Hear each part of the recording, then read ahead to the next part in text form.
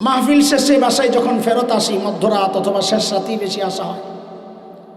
অনেক সময় বাচ্চারা নানার বাড়িতে চলে যায় ঢাকাতে, তা আমি আর একা একা বাসায় যাই কি করব, আমিও শ্বশুর বাড়িতে যাই।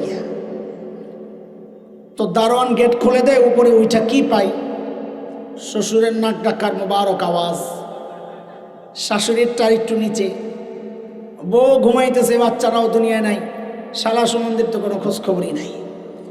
আমি এতিমের মতো ঢুকি, অসহায়ের মতো যায় ঘুমায় থাকি। কিন্তু আহারে, আমার মা যখন জীবিত ছিলেন, হায়, আমার বাসা 9 তলায়, যে গলি দিয়া ঢুকি, গলি দিয়া ঢুকলে লম্বা সময় দেখা যায় বাসা, লম্বা খুব বেশি না, অল্প। তো গলিতে গাড়িটা ঢুকলে আমার মনে আছে আমি মাথাটা কাত করে উপরের দিকে তাকাতাম, কেন যেন মনটা ডাকতো কেউ একজন দাঁড়ায় আছে। তো ঘরে যখন তালা খুলে ঢুকতাম, ঢুকে কি পেতাম, বউ ঘুমাইতেছে, বাচ্চারা ঘুমাইতেছে, একজন মানুষ শুধু সজাগ, মা।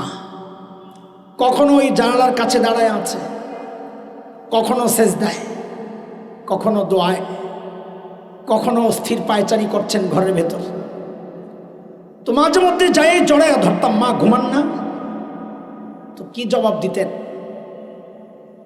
বাবারে বাহিরে যতক্ষণ থাকো ঘুম তো আমার আসে না। এর নাম মা।